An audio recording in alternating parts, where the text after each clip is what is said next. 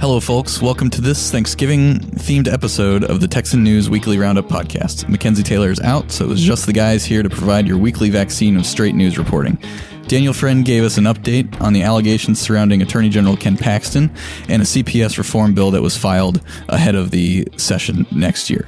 Isaiah ran us through the gamut of Lubbock's proposed sanctuary city for the unborn ordinance, sex education curriculum debate at the State Board of Education meeting, and Representative Toth's bill to ban sex changes for minors.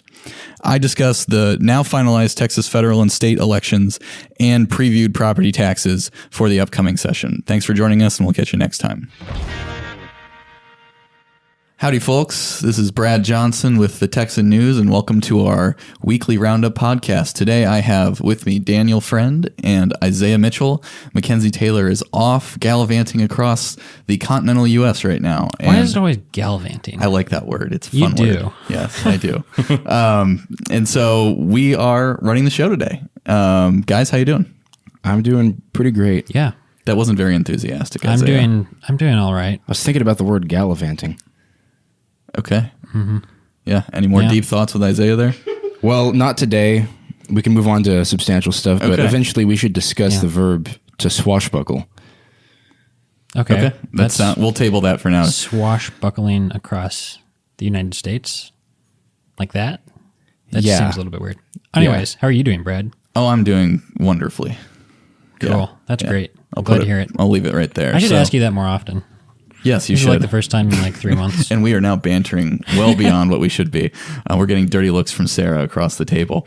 Daniel, you had quite an update occur in something you've been following recently. What happened? What happened last night in the Ken Paxton, Attorney General situation? There?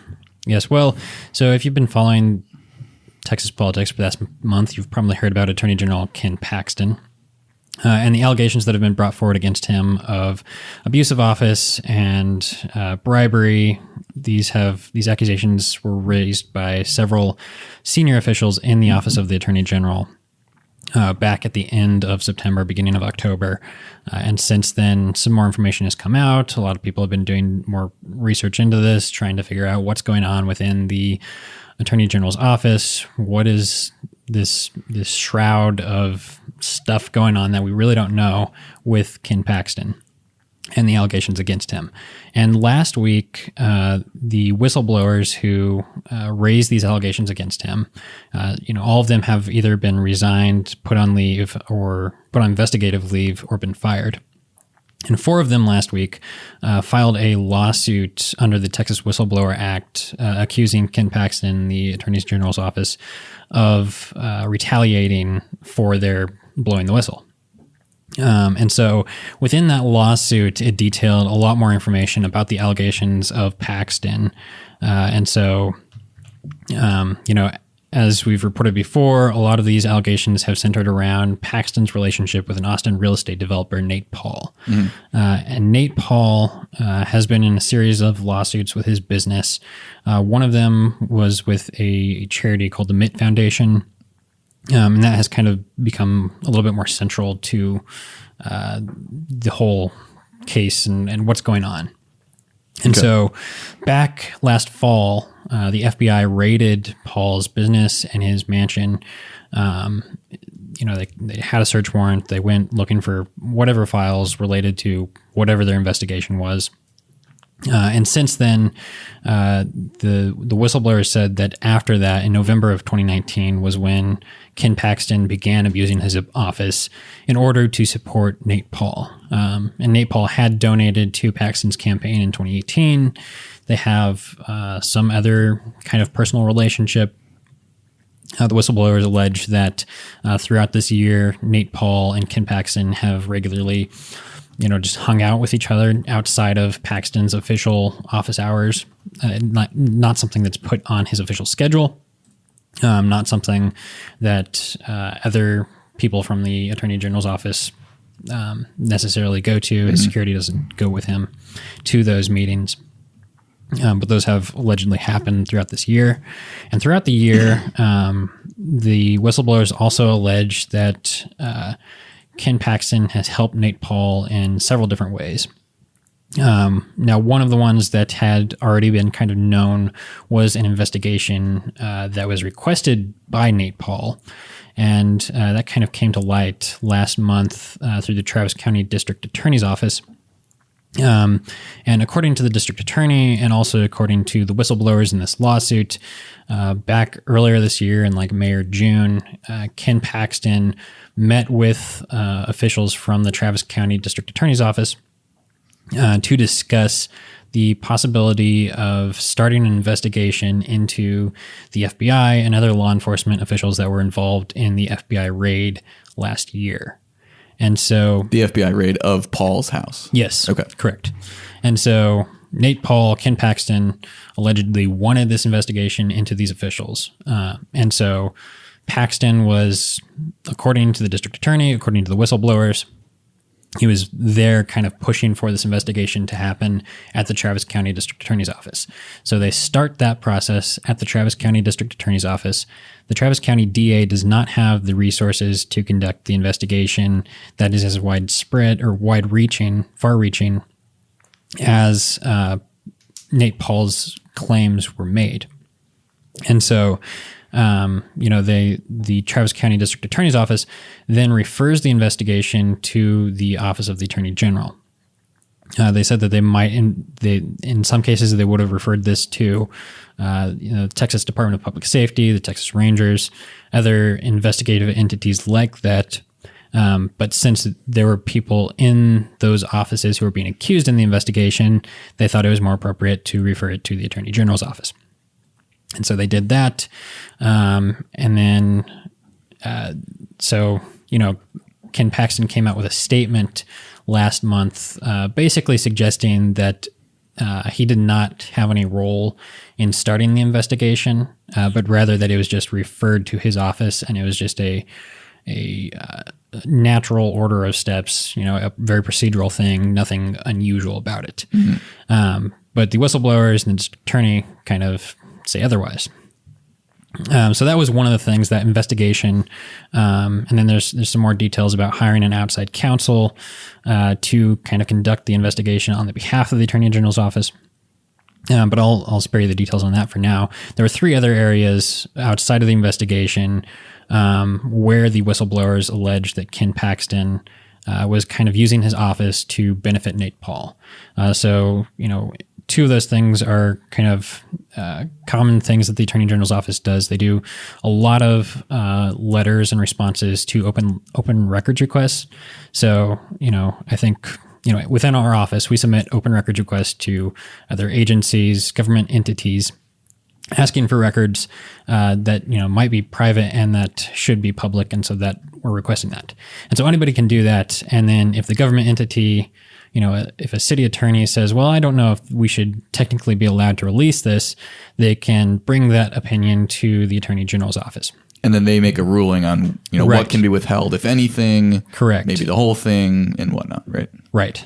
And so, the Attorney General's office gets 30 to 40,000 of those a year, just like hundreds and hundreds. I was looking through the pages trying to find the specific ones related to this, and there's a lot. Yeah. Well, it's kind of a default, option that a lot of these localities use when maybe it's something that they just don't want to release, whether they should or not, and they appeal to the Attorney General's office, regardless of whether they know themselves this will succeed or not, just to buy themselves some time quite often. Right.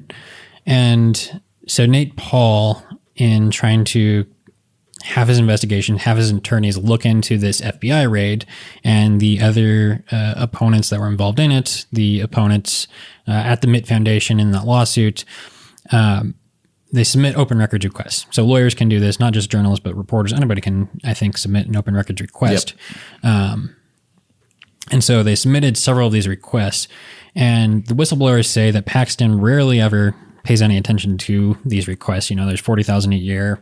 It's not really necessarily relevant to his seniority to be looking at each and every one of these, but the whistleblowers say that he took a very personal interest in a handful of these open records requests that were related to Nate Paul. So that was one of the things. Now, another thing that the Attorney General does a lot of are issuing formal and informal legal opinions at the request of state lawmakers or city, county attorneys, and that sort of thing. And so, they also receive hundreds and hundreds of these a year. And like the open records request, the whistleblowers say Paxton really doesn't pay much attention to these. He doesn't get involved in them, but he did pay attention to one in late June, July of this year that was related to whether or not foreclosure sales could continue under COVID-19 restrictions. And so the reason that the whistleblowers say this is kind of relevant is because it was related to Nate Paul, who had several properties that were being foreclosed and had foreclosure sales. And so they say that Paxton was using his office to issue an opinion saying that these foreclosure sales could not continue under the COVID orders and that they would have to stop and not be able to do those in person after a 10-person limit or something. And so they say he was using that to help Paul. And then the last thing that was kind of brought up was this the civil litigation with the Mitt Foundation and Nate Paul's business World Class LLC. And now the Attorney General has the authority to get involved in any civil litigation that involves a charity if the Texas Attorney General is getting involved kind of to support the interests of the charity. And so what Paxton allegedly did was kind of get involved in this lawsuit between the Mitt Foundation and Nate Paul's business, or the subsidiaries of his business that were involved in the lawsuit. And now the Attorney General, the Charitable Trust Division of the Office of the Attorney General, originally declined to get involved in this case back in January of this year. Now, keep in mind that this case has been going on since December 2018. So it's been going on for quite some time. And so they declined to get involved in January of this year. Now, according to the whistleblower lawsuit, Paxton was not involved in that decision at all. But later this year, in I believe June and July, Paxton tried to get involved and actually instructed the Charitable Trust Division to get involved in this lawsuit. And so by getting involved into this lawsuit, they say that Paxton was putting pressure or asking, the people underneath him to put pressure on the two sides in the lawsuit, the Mitt Foundation and Paul's business, to reach a settlement. Okay. And so they were saying that he wasn't doing this out of the interest of the charity, but rather out of the interest of Paul. So that's kind of the allegations that were brought against Ken Paxton that were kind of revealed. It kind of shows a little bit more about what was the context of their original complaints that they were making against Ken Paxton. And I think this definitely gives us the biggest picture so far out of everything that we've seen. Now, of course, the lawsuit, focusing on the retaliatory acts of that, it also included a lot of more information about what they saw Ken Paxton and also the new First Assistant Attorney General, Brent Webster, were doing to retaliate against them in the workplace. I won't go into details now for the sake of time, but you can go to our website and look up our article on that. It has a little bit more information on it. So those are kind of the two things about the lawsuit that were really new.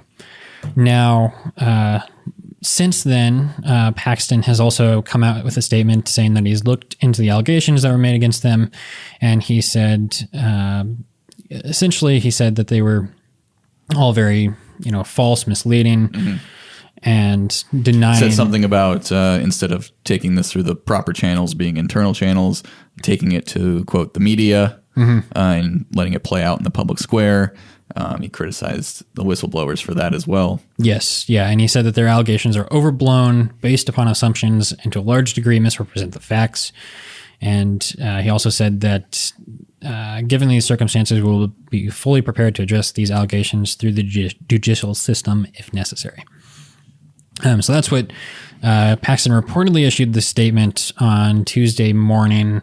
There was a reporter who tweeted it out. Now, I was trying to verify this because it wasn't coming from any official channels. We didn't get any press release from this. The Attorney General didn't tweet this statement out. So I emailed the Office of the Attorney General and I said, can you confirm that this statement is accurate, that this is what Paxton said? Got no response. But later that day, the AP broke a story saying that the FBI is conducting an investigation into Attorney General Ken Paxton. Now, basically saying what we already assumed, yes, right? Yeah. Assuming it's presumptively about these allegations that have been made against him. This is just the first on-record confirmation. Correct. Yes. That the FBI is actually conducting an investigation. They were anonymous, right? Yes. Yes. Because of the fact that it is an ongoing investigation. The people quoted in the AP story are anonymous, but the AP says that they have firsthand knowledge of the situation. So. Yeah. Anything else with this situation? Yeah. So the FBI is looking into it now. It's kind of it's a he said she said thing at this point. Another thing worth noting is that Nate Paul's attorney, Michael Wynn, also has sent 2 letters to the Texas Attorney General. First in October 11th of this year, and then more recently on November 17th on Wednesday. And it's an interesting way because he's kind of distancing himself, Nate Paul, from Ken Paxton and accusing Paxton of not handling the situation properly and letting these accusations against Nate Paul to kind of be kind of defaming him in a sense. And so in that letter, in the more recent letter that they've sent, they had some interesting points that they made. They said that one of the people in a subject in one of Mr. Paul's complaints, Bryan Hardiman, who is, I believe, related to some kind of car dealership in Austin, they said that he sent a text message to Attorney General Paxton with a picture of a dead animal in the statement, "Stay the hell away from Nate Paul," after they sent the October 11th letter. So, whether this is true or not sure. There's a lot of allegations going around. He said, she said. They also make the allegation that several members of the Office of the Attorney General, including one of the whistleblowers, actually met in June with one of the lawyers for the Mitt Foundation, as well as FBI and Department of Justice personnel who were the subjects of one of Paul's complaints. And so, there's 2 sides going on here. You've got the whistleblowers saying that Paxton is using his office to support Paul, and then you have Paul coming in and saying that there's kind of a conspiracy against him with the FBI and DOJ and also these whistleblowers. And so now you just kind of have these question of who's right. We don't know. The facts are still kind of being played out. Yeah. I'm sure this will be played out in courts more, but that's where we're at in the situation right now. If I can make a movie reference, it's kind of like Animal House's food fight scene, only replacing all the food is allegations. Sorry, man. That's one Belushi movie I have not seen. Oh my gosh, Isaiah, I'm so disappointed in you. Sounds You're like the a one bunch that of gets baloney. my movie references, too. I know. That's why I feel like a betrayer in this moment. Because you betrayed me, I'm now going to put you on the hot seat. That's fair. Isaiah, you and Daniel originally had been following this, but there's a trend among, typically lower population cities in Texas passing, or at least trying to pass, these sanctuary city for the unborn ordinances. And there's one that you've been following quite a bit that had never really developed yet until recently, until last night, I believe. Lubbock City Council, they had a meeting over it, and they decided to reject the ordinance. So why don't you tell us about what happened there? Yeah, so the ordinance made its way into the Lubbock sphere first, propelled by the support of a number of state legislators. And the city refused to consider it until a petition forced them to vote on it publicly. And that happened Tuesday night this week, 2 days ago by the time this podcast is published. Okay. And after several, I think most of the council members, including Mayor Dan Pope, expressed their deep commitment to the pro-life cause and their respect for all life, they voted unanimously to not turn Lubbock into a sanctuary city for the unborn, mainly citing constitutionality reasons. Most of them fell back on Roe v. Wade. I put up at the top of the article, near the top of the article, one council member's more stringent legal analysis. She referred to a Fifth Circuit ruling that we actually wrote about. It's linked in the article, that struck down, ruled unconstitutional Texas's dismemberment abortion ban. And that was just last month. So this one particular council member actually brought in some current and sharp legal reasoning to explain her opposition to it. And like I said, for the most part, the city council at large largely, argued that it would conflict with Roe v. Wade, and it would conflict with the Texas Constitution and the Texas Penal Code. There's some opposing legal argument at the bottom of the article. The activist who brought it, Mark Lee Dixon, director of Right to Life East Texas, gathered some attorneys, including Dustin Burrows, a state rep from the Lubbock area, to pen a letter, pointing out, or arguing, I should say, that the pro-life ordinance does not conflict with the Texas Constitution or the U.S. Constitution. And, it was written with Roe v. Wade in mind. So what it does primarily is, with regards to Roe v. Wade, it allows the city to enact an abortion ban, but only after Roe v. Wade is overturned. Mm-hmm. So what that looks like is that the city can impose penalties in the event that Roe v. Wade is overturned, in the hopes that it is overturned, by the hopes of these activists. And currently, in the cities that are sanctuary cities for the unborn, what the ordinance does now is hold abortion providers liable to the relatives of the aborted child. Mm-hmm. So that's kind of what they would call the immediate enforcement mechanism. It would allow the relatives of the unborn child that was aborted to sue abortion doctors or providers. So you can read the back and forth legally in the argument, or in the article, We've got links to the relevant sections of the Texas Constitution and Penal Code, and some background on there. So go check it out. Yeah, and especially now with Justice Amy Coney Barrett being on the Supreme Court, it definitely becomes more likely, may not be likely still, but it becomes more likely that, a challenge to Roe v. Wade comes before the court and, creates this situation where these ordinances, actually become effective. Right. And these have faced a legal challenge before, but like you pointed out, the only sanctuary cities for the unborn in Texas right now are very low population towns, and they have no abortion providers in town limits. So while the ordinance is enforceable in these towns, I guess the most sympathetic way to look at it would be as a deterrent, because there's nobody that the ordinance could possibly punish in these towns. So the lawsuit that they faced wasn't actually with regards to the 14th Amendment basis for Roe v. Wade, but more of a First Amendment argument that that criticized the language of the ordinances for classifying abortion providers as murderers. And I think Daniel wrote about how this lawsuit got dropped, but when this lawsuit got dropped, both parties walked away thinking that they had won, and it didn't quite amount to much, except for, I think, some subtle legal changes in the text of the ordinance. Okay. So Lubbock would have been a historic new leap for this ordinance because there is a Planned Parenthood in Lubbock right now. Mm-hmm. Got it. Okay. Well, thanks for following that, Isaiah. I'm sure it won't be the last time.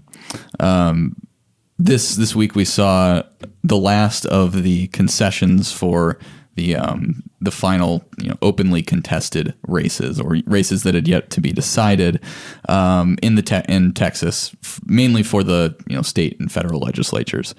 But after Justin Ray, Republican candidate for House District 135, conceded to his opponent John Rosenthal, who's the incumbent Democrat, Now we know what both the state and the federal legislative makeup will be, and that allows these these legislators, either current legislators or legislators to begin planning for whatever respective session they have, whether it's the 87th legislative for the state House and Senate, or whatever Congress is going to do, which, Daniel, you may have a better idea of that. But we kind of see this is kind of the end of, at least as it concerns Texas elections specifically, the end of election season. It marks the end of that. Now, obviously, we still have the issues going on at the federal level with all of the contested, presidential races in given states. But here in Texas, we now have a clear picture of who is going to be representing people, the citizens of Texas across the state. And so that we have a piece on that up. If you want to see the various concession statements, I recommend checking that out. But yeah, so now we kind of see what's coming down the pike.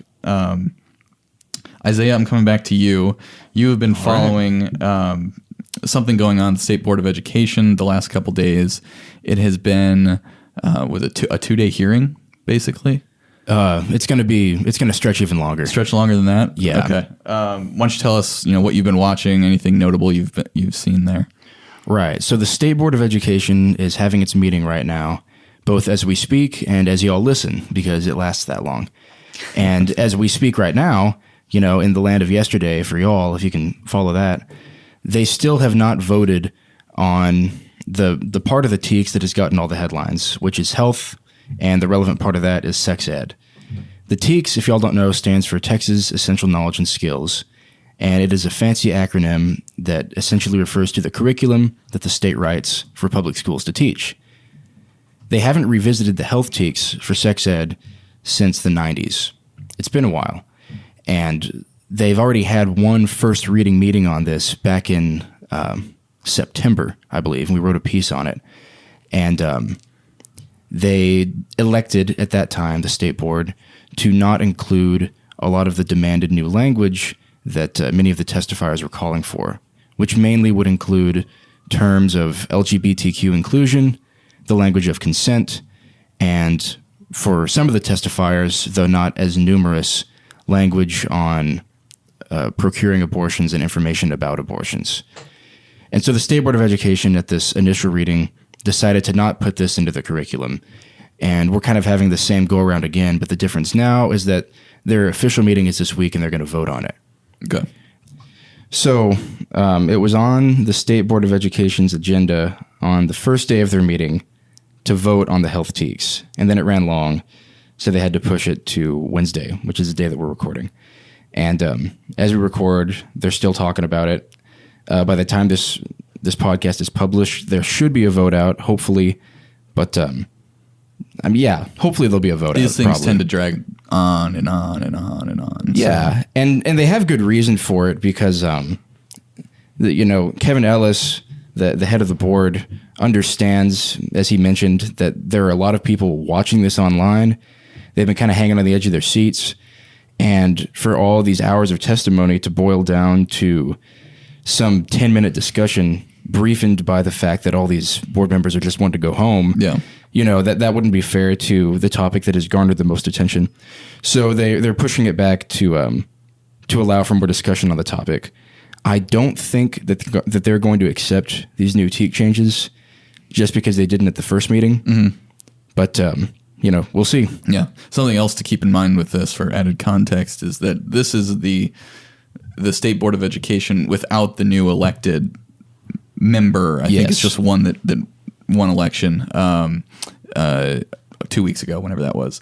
Rebecca Bell Metereau, I think it was SBO, District 5, right?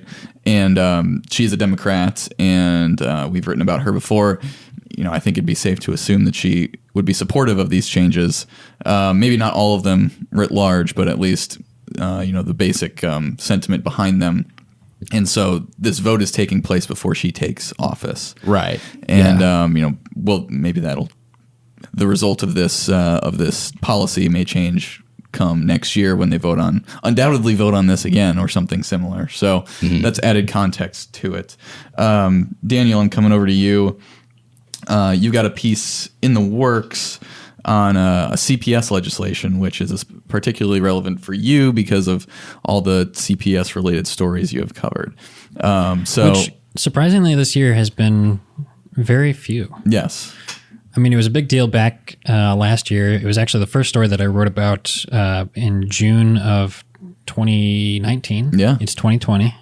Don't let me forget that. Back in June of 2019. Well, hopefully not for much longer. Yeah, but I've heard the sequel's more exciting, so I don't know. We'll see. Back in June of 2019, when I first started my job, the first story that I wrote about was about a young boy, Drake Pardo, being removed from his family, kind of under unusual circumstances. This was a CPS case that dragged on for another 4 months. Finally, in October, he was reunited with his family, and then that case came to a final close in December of 2019. And since then, there really hasn't been a lot on CPS stuff that we've written about necessarily. Now, I'm sure there's plenty of CPS stuff going on, especially during the pandemic. But with the coronavirus, things have shifted to other priorities. Yeah. Back in 2019, a year ago from today, legislators were this was like one of their high priorities was CPS reform. And, looking at the family code and seeing how you can institute, ways, especially from Republican lawmakers, we're looking at ways that you can increase due process rights for parents and families, and whatnot. Now, with the coronavirus pandemic, that's kind of fallen out of the spotlight. A lot of other things have taken much more priority. I think, the focus has just been elsewhere. That's just how it's been. Now, that being said, there has been a bill filed or pre-filed in the Texas legislature by State Senator Bryan Hughes and State Representative James Frank, who are both chairmen of some committees that would oversee legislation like this. And what their legislation does is brings a lot of reforms to the family code, a lot of changes that would, they say, would add more due process rights for parents, create a deadline for final orders in parental termination cases, and also updates the definition of neglect in the family code. And so, looking at the definition of neglect, one of the things it does under the current code, the term a substantial risk of whether it be physical harm for a child or other kind of bodily injury for a child, like language, a substantial risk of that is used in terms of neglect. The new language proposed by these two lawmakers would replace a substantial risk with an immediate danger. So kind of changing that a little bit. It also adds a little bit clearer of a definition of the term neglect, whereas under current code, it just says neglect includes these things. This actually defines it by saying neglect means an act or a failure to act by a person responsible for a child's care, custody, or welfare, evidencing the person's blatant disregard for the consequences of the act or the failure to act that results in harm to the child or that creates an immediate danger to the child's physical health and safety. And then another part of defining neglect that it does, it also adds in what is not neglect, and they say that something that's not neglect is allowing the child to engage in independent activities that are appropriate and typical for the child's level of maturity, physical condition, developmental abilities, or culture. So, some things that a child might do, a 12-year-old might do that maybe a 5-year-old wouldn't, where, you might say that that's neglect, and the parent's like, no, like this is just what 12-year-olds do. Right. It would kind of, a little bit narrow that scope a little bit. So that's one of the things it does. And then, like I had mentioned, basically kind of restricting the discretion of the CPS agents, right? At least tying it more firmly to what's in code rather than just, them making a judgment call. Yeah, it clarifies the standards that they should be acting by. Now, in addition to code, the CPS agents also have their own handbook that they use. Yeah. That has their own rules and stuff that they do. Now, this is actually like amending the family code, the statute, and something that's a little bit more legally binding than just the handbook. And so it also clarifies for courts, like, what is the standard for neglect? And if CPS comes in with this and they look at it and you're like, well, maybe you could argue that that's a risk, but that's not necessarily an immediate danger. They can kind of have a little bit more of a distinction there. So I think it helps. It's intended to help out courts more too in ruling on these cases. And so, some other ways that it does it is it adds some more due process rights for parents. So in some situations, it actually amends the family code so that parents who might be more in poverty and they don't necessarily have the money to afford an attorney to represent them, that can be afforded to them. Okay. So that's another thing that it does. Another thing, it creates a deadline for the final orders. So I need to go back and read the code a little bit more, or read the legislation a little bit more to understand exactly where this is fitting in. But it does add a 90-day limit to having a final order and parental termination. Got it. Okay.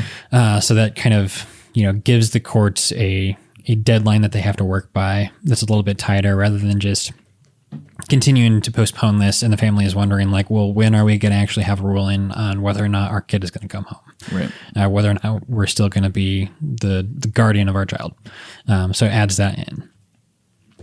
So, this Hughes and Frank released a statement. They said, it's undeniable that children are traumatized whenever they are removed from their homes. There are, of course, occasions where removal is necessary because of an imminent threat to the health and safety of those children. However, it is equally true that too many Texas children are removed from their homes unnecessarily, and the rights of these children and their families are trampled on.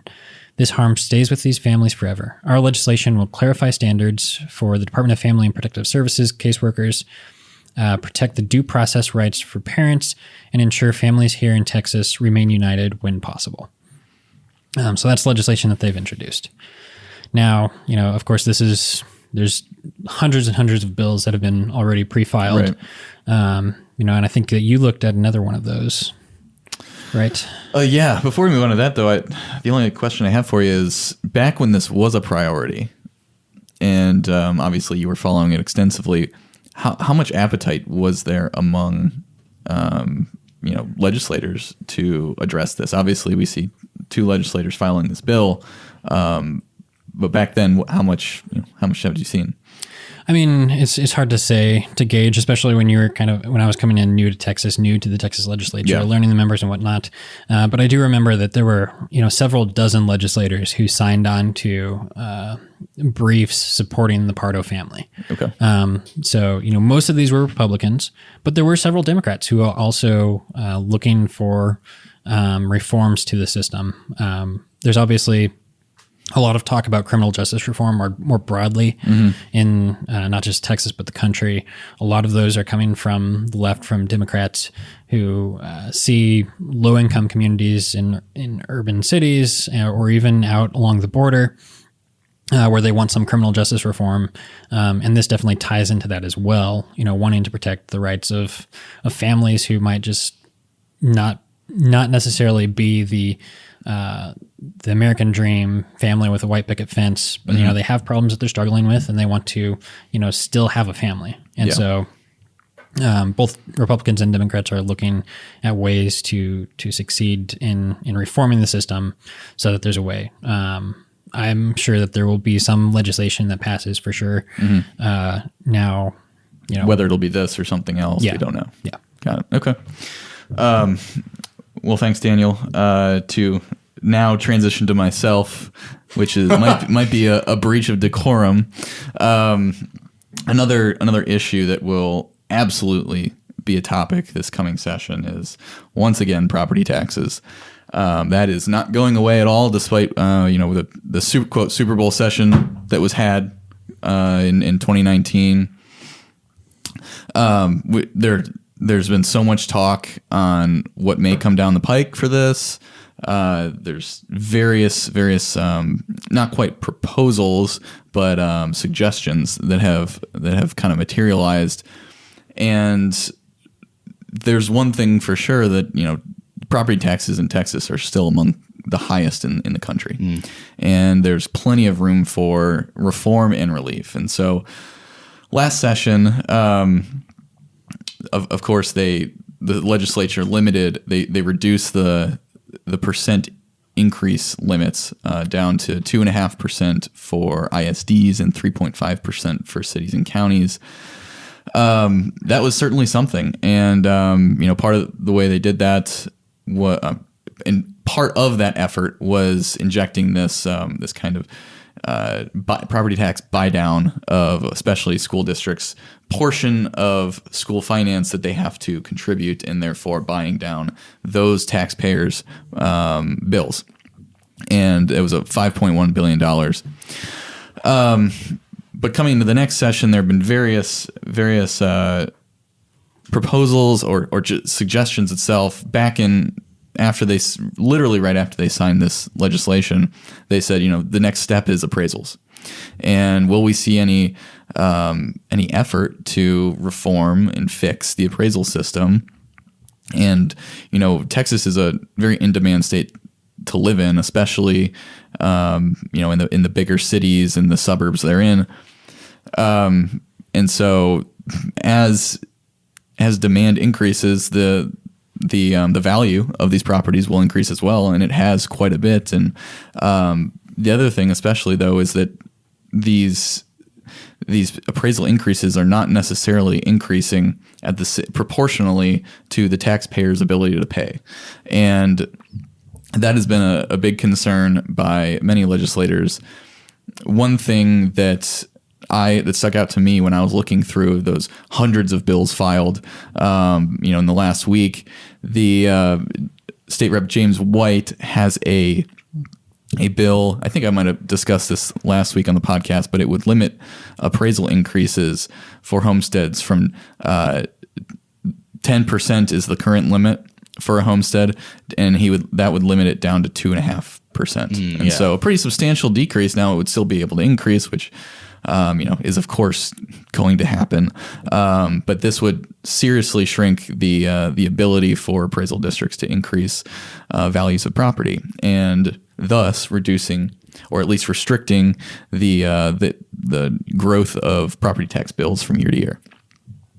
Another thing that I think will definitely play a factor into this session has to do with defunding the police. And Governor Greg Abbott, he after the city of Austin cut $150 million from its police department budget, he and a bunch of legislators, mostly Republican, I believe it was all Republican, came out and said that you know, we're going to advance legislation in the 87th legislature to kind of punish these localities, cities mainly, that, quote, defund their police. And the way they'd punish them is by placing a freeze on their property tax revenues for the next fiscal year, or it may extend beyond that time. They haven't really, no legislation has been introduced yet. So, yeah, but with the governor behind it, I would be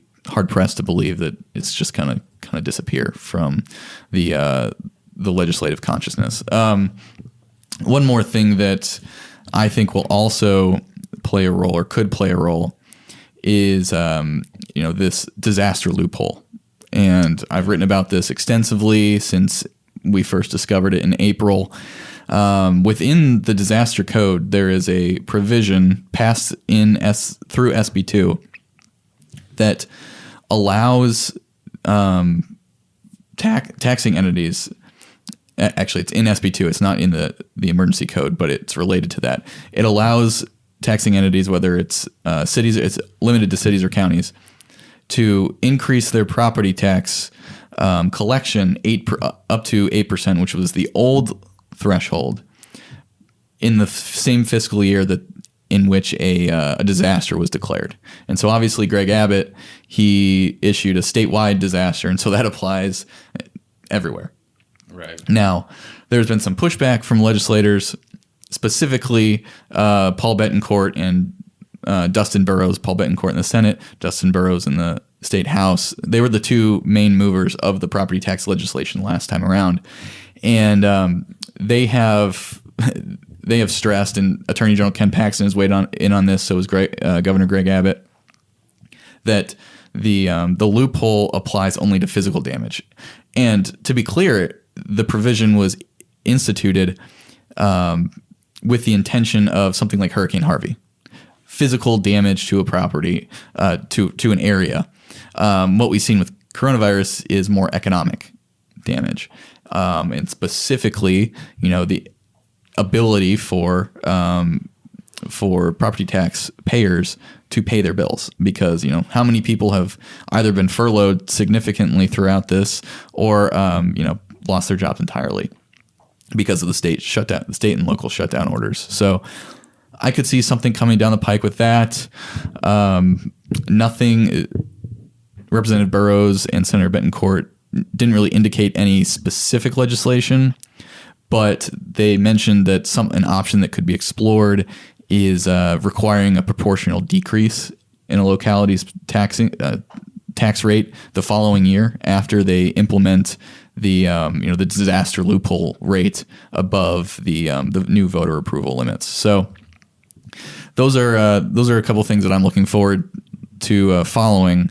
When the legislature convenes in January. Property taxes, not going away. The government still is going to be knocking on your door trying to collect taxes, even in a pandemic.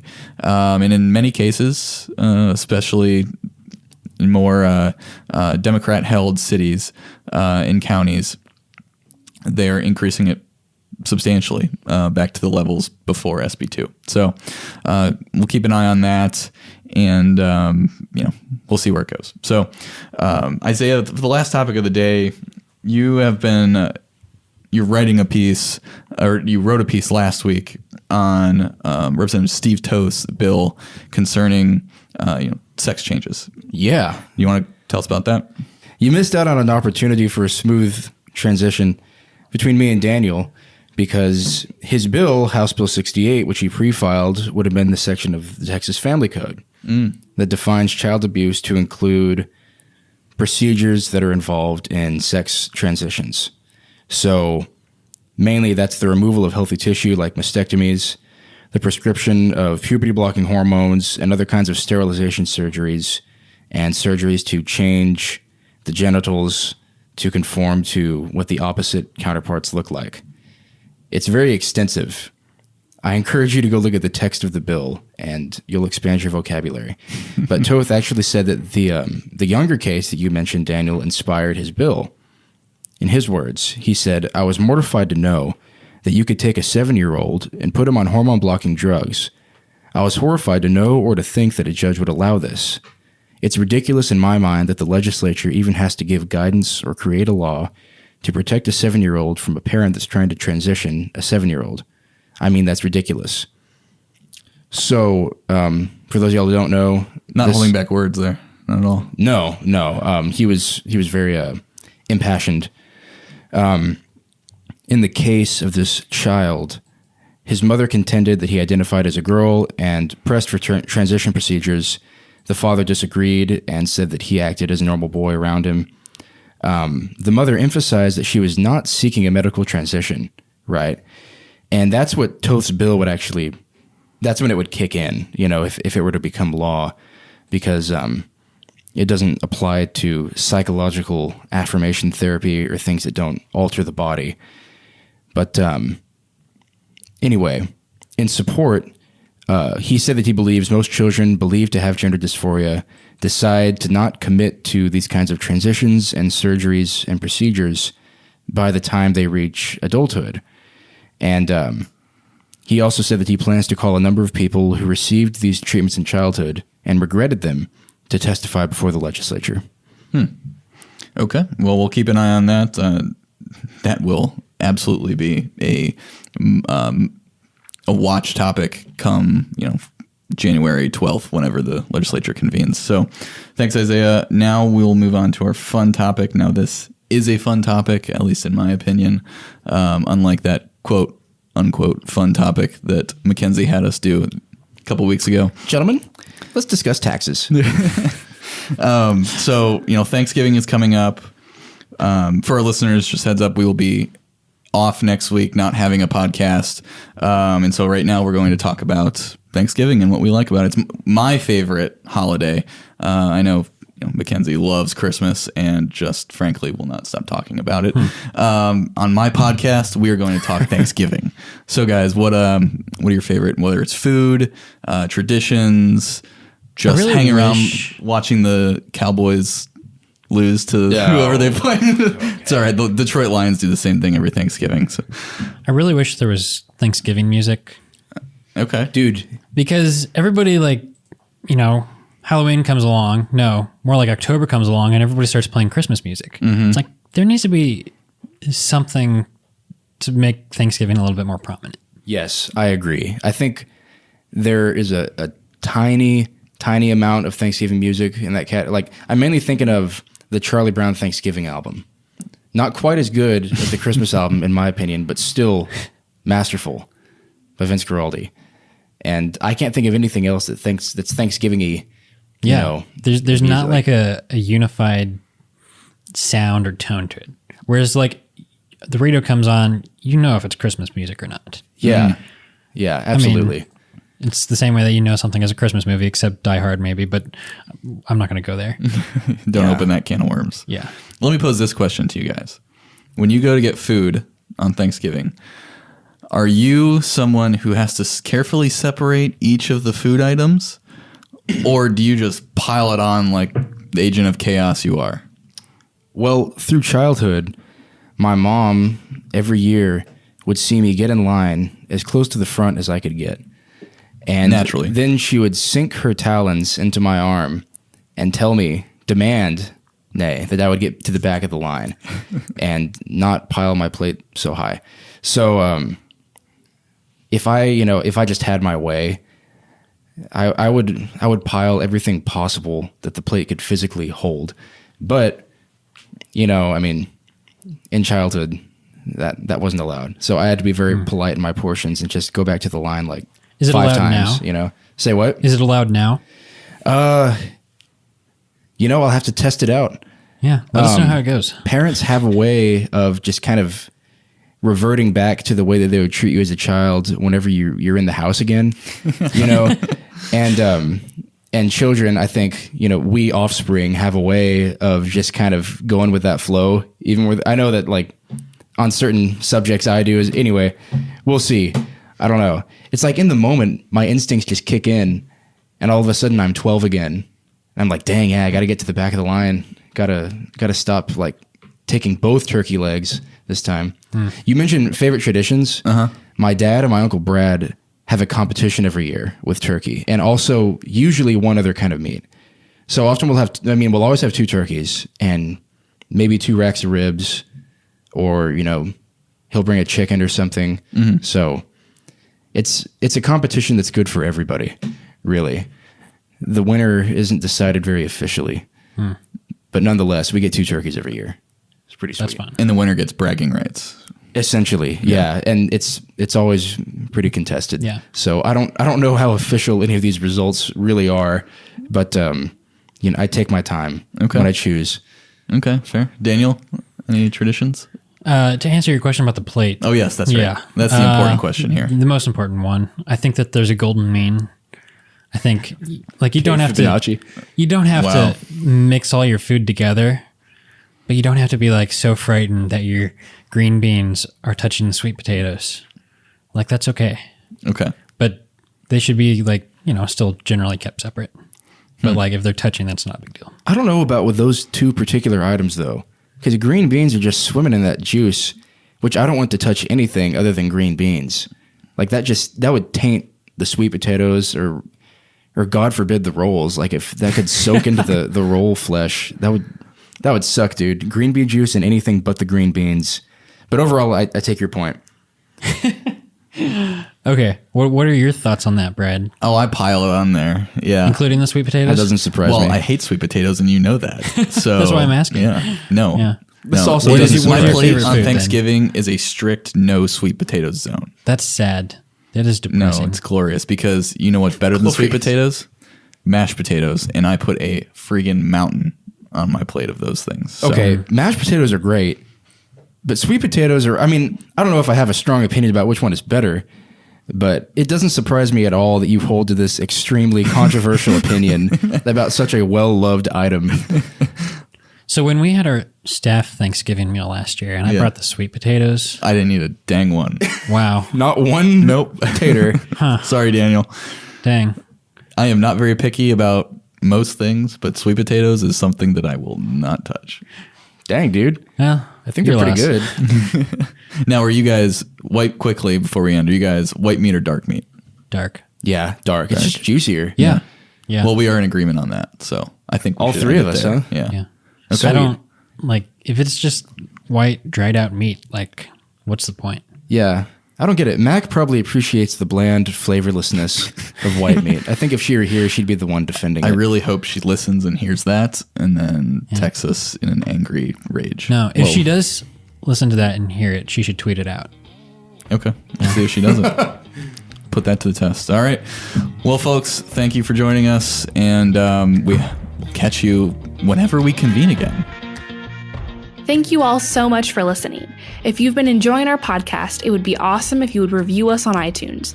And if there's a guest you'd love to hear on our show, give us a shout on Twitter. Tweet at the Texan News. We're so proud to have you standing with us as we seek to provide real journalism in an age of disinformation. We're paid for exclusively by readers like you, so it's important we all do our part to support the Texan by subscribing and telling your friends about us.